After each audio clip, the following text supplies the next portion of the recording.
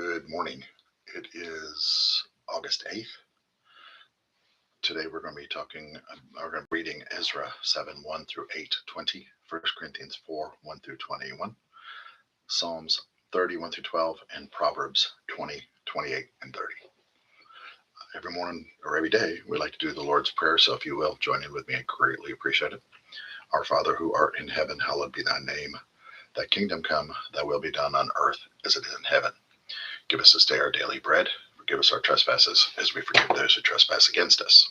Lead us not into temptation, but deliver us from evil. For thine is the kingdom, the power, the glory, forever and ever. Amen. Ezra 7 1 through 8 20. After all this, Ezra, it was during the reign of Artaxerxes, king of Persia. Ezra was the son of Sariah, son of Sariah, son of Hilkiah, son of Shallum, son of Zadok, son of Atub, son of Amariah, son of Azari, son of Merath, son of Zariah, son of Uzi, son of Buki, son of Abushi, son of Phinehas, son of Eleazar, son of Ar, the high priest. That's Ezra. He arrived from Babylon, a scholar well practiced in the revelation of Moses that the God of Israel had given, because God's hand was on Ezra. The king gave him everything he asked for. Some of the Israelites, priests, Levites, singers, temple security guards, and temple slaves went with him to Jerusalem. It was in the 7th year of Artaxerxes the king. They arrived in Jerusalem in the 5th month of the 7th year of the king's reign. Ezra had scheduled their departure from Babylon on the 1st day of the 1st month. They arrived in Jerusalem on the 1st day of the 5th month under the generous guidance of his God. Ezra had committed himself to studying the revelation of God, to living it, to teaching Israel to live its truths and ways. What follows is the letter that King Artaxerxes gave Ezra, priest and scholar, expert in matters involving the truths and the ways of God concerning Israel. Artaxerxes, king of kings, to Ezra, the priest, a scholar of the teaching of the God of heaven, peace, I hereby decree that any of the people of Israel living in my kingdom who want to go to Jerusalem, including their priests and Levites, may go with you. You are being sent by the king and his 7 advisors to carry out investigation of Judah and Jerusalem in relation to the teaching of your God that you are carrying with you. You are also authorized to take the silver and gold that the king and his advisors are giving for the God of Israel, whose residence is in Jerusalem, along with all the silver and gold that has been collected from the generously donated offerings all over Babylon, including that from the people of the priests, from the temple of their God in Jerusalem. Use this money carefully to buy bulls, rams, lambs, and ingredients for grain offerings and drink offerings, and then offer them on the altar of the temple of your God in Jerusalem. You are free to use whatever is left over from the silver and gold for what you and your brothers decide is in keeping with the will of your God. Deliver to the God of Jerusalem the vessels given to you for the services of worship in the temple of God. Whatever else you do for the temple of your God, you may pay for out of the royal bank. I, Artaxerxes the king, have formally authorized and ordered all the treasurers of the land across the Euphrates to give Ezra the priest, scholar and teaching of the God of heaven, the full amount of whatever he asks, for up to 100 talents of silver, 650 bushels of wheat, and 607 gallons each of wine and olive oil. There is no limit on the salt. Everything that the God in heaven requires for the temple of God must be given without hesitation. Why would the king and his sons risk stirring up his wrath? Also, let it be clear that no one is permitted to impose tribute, tax, or duty on any priest, Levite, singer, temple security guard, temple servant, or any other worker connected with the temple of God. I authorize you, Ezra, exercising the wisdom of God that you have in your hands, to appoint magistrates and judges so that they can administer justice among all the people of the land across the Euphrates who live by teaching of your God. Anyone who does not know the teaching, you teach them. Anyone who does not obey the teaching of your God and the king must be tried and sentenced at once: death, banishment, a fine, prison, whatever. Blessed be God, the God of our fathers, who put in the mind of the king to beautify the temple of God in Jerusalem. Not only that, he caused the king and all his advisors and influential officials actually to like me and back me. My God was on my side, and I was ready to go, and I organized all the leaders of Israel to go with me. These are the family heads of those who signed up to go with me from Babylon in the reign of Artaxerxes the king. More names. From the family of Phinehas, Gershom. From the family of Ithmar, Daniel. From the family of David, Hutush. From the family of Shekahan. From the family of Pharos, Zechariah with his 150 men signed up. Family of Pahath, Moab, Elabin, son of Zariah, and 200 men. Family of Zotu, Shekain, son of Jezel, and 300 men. Family of Eden, Ebed, son of Jonathan, and 50 men. From the family of Elam, Jeshiah, son of Ataliah, and 70 men. From the family of Sheptath, Zebediah, son of Michael, and 80 men. Family of Joab, Obadiah, son of Jehiel, and 218 men. From family of Bani, Sholomith, son of Josaphi, and 60 men. Family of Babiah, Zechariah, son of Babiah, and 28 men. Family of Azgad, Johanna, son of Hakatan, and 110 men. Family of Adokim, bringing up the rear. These names were Eliphet, Joel, Shemaiah, and 60 men. Family of Bigvah, Etha, Zakuri, and 70 men. I gathered them together at the canal that runs to Ahava. We camped there 3 days. I looked them over and found that they were all laymen and priests, but no Levites. So I sent for the leaders of Elizur, Ariel, Shemaiah, Elethan, Jerib, Elnathan, Nathan, Zechariah, Meshullam, and for the teachers Jorib, Elathan, and then sent them to Iddo, which is the head of the town of Caspia, and told them what to say to Iddo and his relatives who lived there in Caspia. Send us ministers for the temple of God. Well, the generous hand of our God was on us, and they brought back to us a wise man from the family of Mahali, son of Levi, the son of Israel. His name was Sherebiah. With sons and brothers that numbered 18, they also brought Heshbiah and Jeshiah of the family of Merari, were brothers and their sons, and another 20, and there were 220 temple servants, descendants of the temple, servants that David and the princes had assigned to help the Levites in their work. They were all signed up by name. Breakdown of Ezra 7:1 through 8:20. Prepared for the work. Ezra was a priest and scribe who was deeply committed to knowing and obeying God's word. King Artaxerxes gave Ezra permission and resources to return to Jerusalem and help restore God's people and temple worship. What stands out in Ezra 7:10 is he set his heart to study God's law, practice it, and teach it. Then in chapter 8, Ezra gathers the people traveling with him. Before leaving, he realizes they need God's protection, so they humble themselves and fast. God answers their prayer. The lesson: God often prepares the person before he provides the platform. Ezra didn't just know the word, he lived it before he taught it. Study it, live it, then teach it. Wow. And when the journey is bigger than you, seek God rather than relying on your own strength.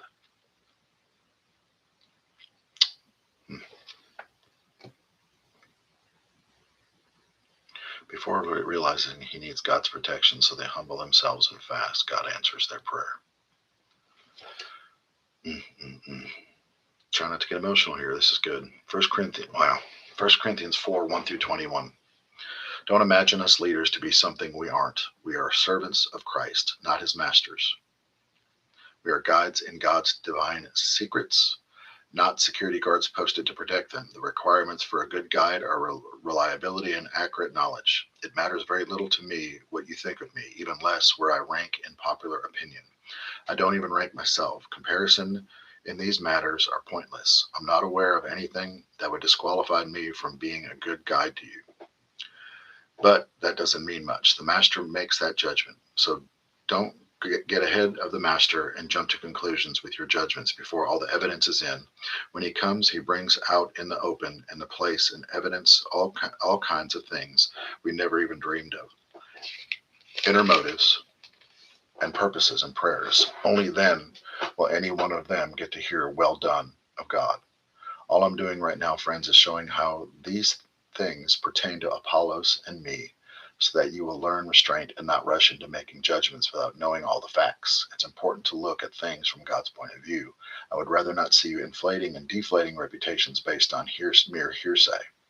For who do you know that really knows you, knows your heart, and even if they did, is there anything they would discover in you that you could take credit for?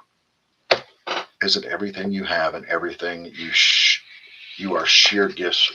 Everything you are sheer gifts from God. So what's the point of all the comparing and competing?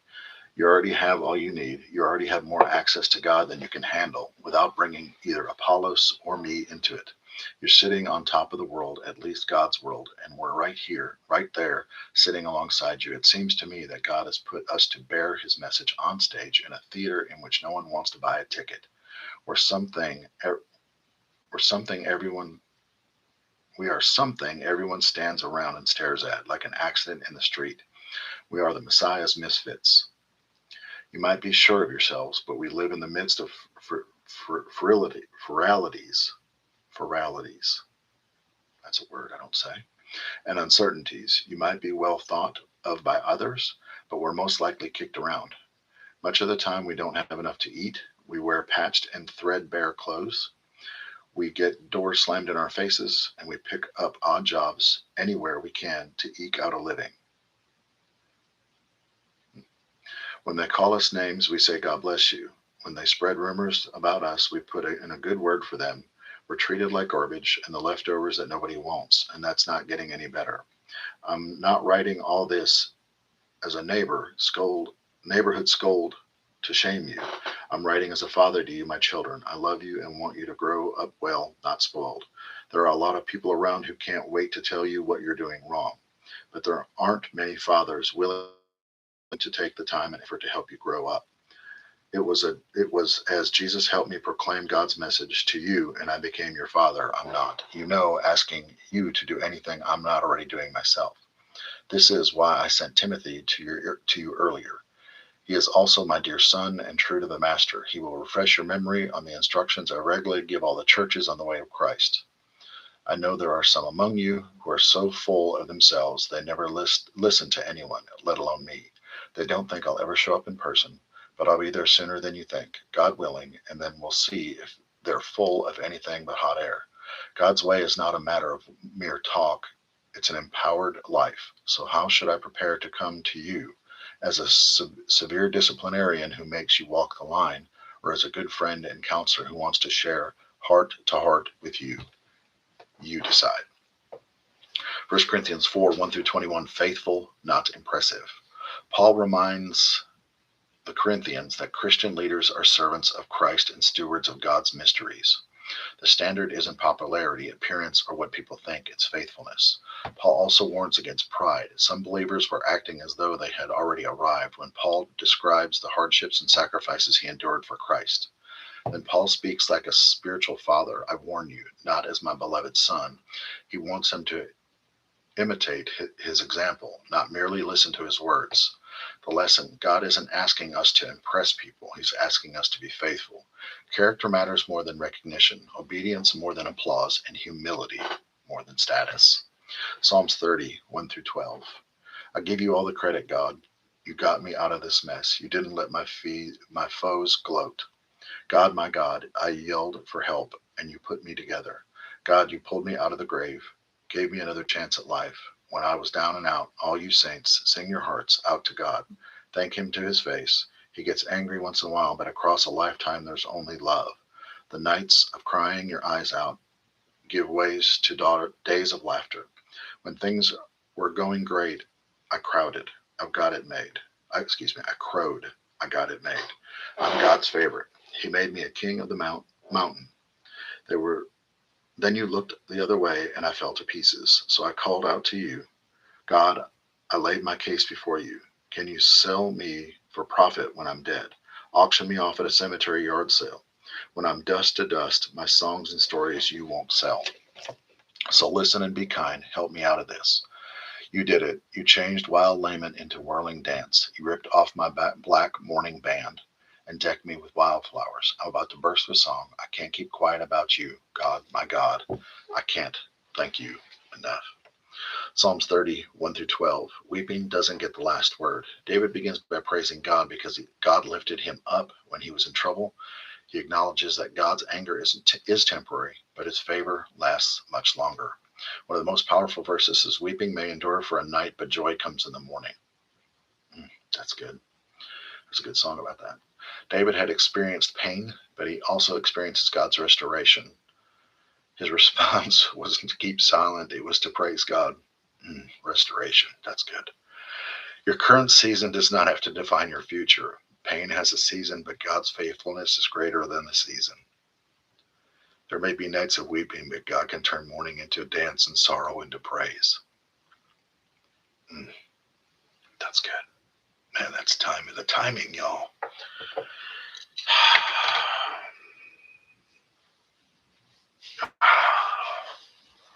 The timing. You don't understand right now what's going on. It's so good. God is so good. Oh, wow. Proverbs 20, 28 through 30. Man, I'm going to try to get through this. Love and truth from a good leader. Sound leadership is founded on loving integrity. Youth may be admired for vigor, but gray hair gives prestige to old age. A good thrashing purges evil. Punishment goes deep within us. Man. Proverbs 20, 28 through 30, character, wisdom, and correction. This verse emphasizes three things: faithfulness, maturity, and correction. Oh, man, that's good. Verse 28 reminds us that steadfast love and faithfulness are what establish leadership and relationship. Verse 29 points out that there is beauty in every stage of life. Youth has strength, while age carries wisdom and experience. Then verse 30 gives us challenging truths. Sometimes correction and discipline are necessary to change a person's ways. The lesson: God is developing more than your abilities. He is developing our character. Strength without character can become dangerous, but wisdom combined with faithfulness produces a life people can trust. Oh, man. The timing, y'all. Didn't mean to get emotional. I apologize. It's just God's movement, and it's really, really good. So the little breakdown thing I hear is this: today's overall message says, be like Ezra, be prepared. Be like Paul, be faithful. Be like David, trusting through the night. And live Proverbs, letting God develop your character. If no one tells you today, just know that I love you and I appreciate you. Look forward to seeing you tomorrow, August 9th. Have a better than good day. I love you. I love you. I love you. Thanks.